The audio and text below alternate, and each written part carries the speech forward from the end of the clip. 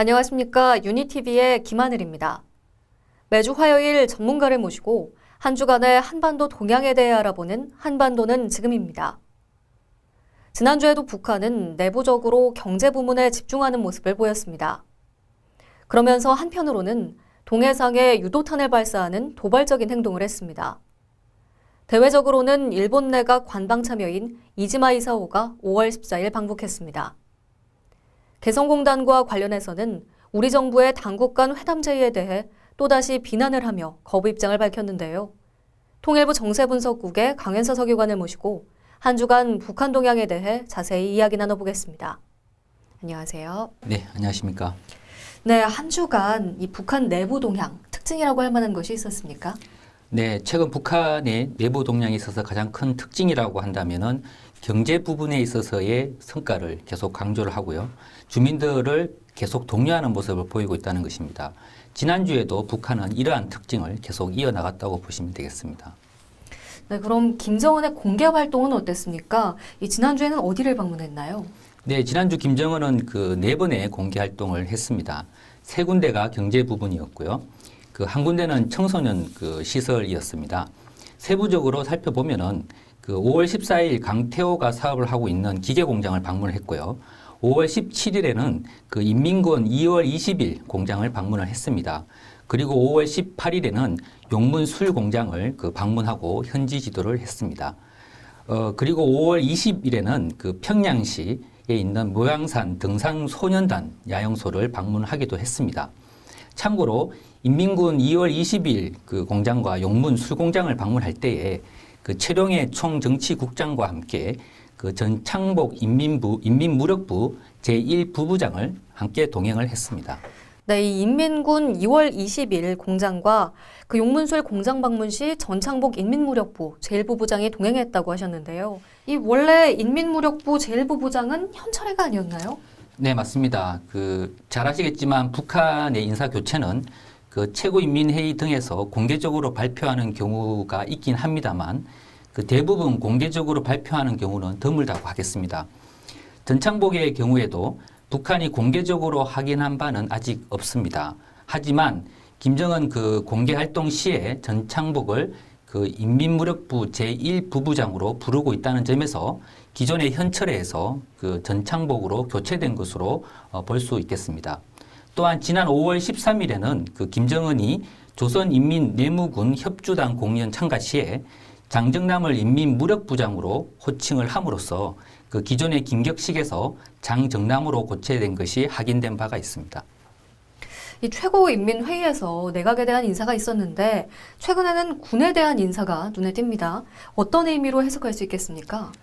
현재 단계로서는 그 이번 군 인사의 특별한 그 북측의 의도와 특징에 대해서 단언하여 말씀드리기는 어렵다고 하겠습니다.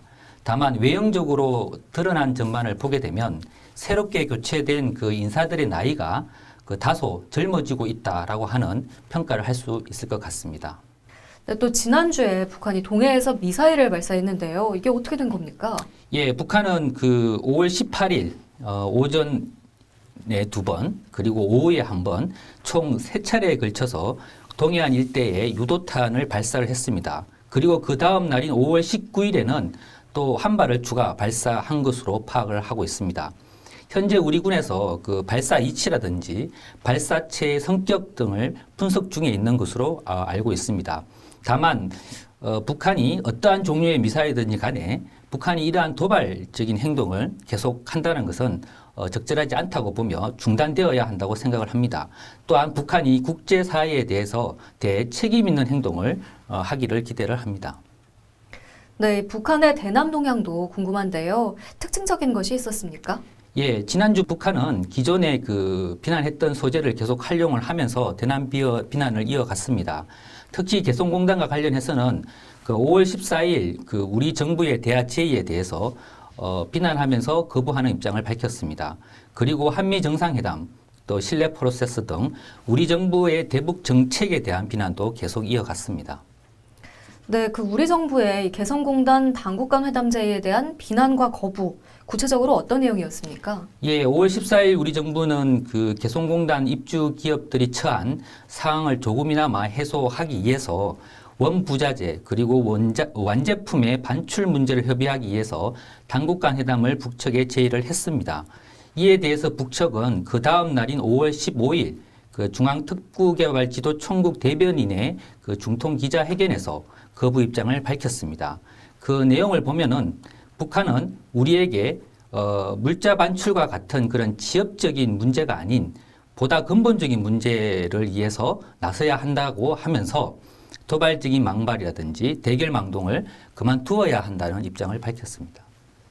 네, 또 이 한미 정상회담과 더불어서 신뢰 프로세스 그리고 DMZ 세계평화공원 구상에 대해서도 비난을 하지 않았습니까? 어떤 내용이었습니까? 네, 북한은 그 한미 정상회담 결과와 함께 우리 정부에서 발표한 정책들에 대한 비난도 계속을 하고 있습니다. 비난 내용을 살펴보면은 그 신뢰 프로세스를 실패한 과거의 대결 정책 복사판이다라고 비난을 하고요. 동북아 평화 협력 구상에 대해서는 허황된 망상이다라고 폄하하기도 했습니다. 그리고 최근 DMZ 세계 평화 구상에 대해서도 전쟁 도발자들의 주제넘는 그 평화 타령이다라고 하는 비난을 하기도 했습니다. 네, 계속해서 이 한 주간 북한의 대외 동향 특징 전해주시죠. 예, 지난주 그 미국과 관련해서는 특별한 내용이 없었다고 평가가 됩니다. 다만 그 일본의 이지마 이사오 그 내각 감방 참여의 방북이 가장 큰 특징적이었다라고 할 수 있겠습니다. 네, 이 일본 이지마 이사오 내각관방 참여의 방북과 관련해서는 어떤 소식이 있습니까? 네, 5월 14일 일본 그 이지마 이사오 내각 감방 참여가 평양을 방문하고 5월 17일 귀국하였다고 북한 매체가 보도를 했습니다. 북한에 체류하고 있는 기간 동안에 김영일 당비서와 김영남 최고인민회의 상임위원장 면담을 하였다고 보도를 했습니다. 참고로 이지마 이사오 내각 감방 참여는 그 고이즈미 주니치 내각 당시 5년간 그 총리 비서관을 담당을 했으며 2002년 그 북일 정상회담에 관여했던 것으로 알려지고 있습니다. 네, 지금까지 지난주 북한의 주요 동향들 알아봤습니다. 이번 주 북한에서 예정된 주요 행사나 일정 있습니까? 네, 이번 주에는 북한의 주요한 내부 행사는 없는 것으로 파악되고 있습니다. 네, 그러면 이번 한 주간의 한반도 전망 살펴보겠습니다. 북한이 대내적으로 어떤 태도를 보일지 궁금한데요. 어떻게 보고 계십니까? 예, 북한은 대내적으로 당분간 계속해서 경제 성과 도출에 주력하는 모습을 보일 것으로 전망이 됩니다. 네, 그렇다면 이 대남 대외적인 측면에서는 어떤 태도를 보일까요? 예, 대남 대외적인 면에서 그 우리와 미국의 대북 정책을 계속 비난을 하면서요. 정책 전환을 지속적으로 요구할 것으로 보여집니다. 아울러서 군사적인 도발 위협 등을 통한 긴장 조성도 계속 이어나갈 것으로 전망이 됩니다. 특히 그 북일 간 접촉 결과 및 또 후속 동향에 있어서 앞으로 어떻게 전개될지 주시할 필요가 있다고 생각이 됩니다. 네, 지금까지 정세분석국의 강은수 서기관 모시고 한 주간의 북한 동향에 대해 알아봤습니다. 네, 지난 주말 또다시 북한의 도발 행동이 있었습니다. 국제사회뿐만 아니라 북한 내부의 평화를 위해서도 북한의 선택과 행동에 변화가 있어야겠습니다. 다음 이 시간에 다시 찾아뵙겠습니다. 고맙습니다.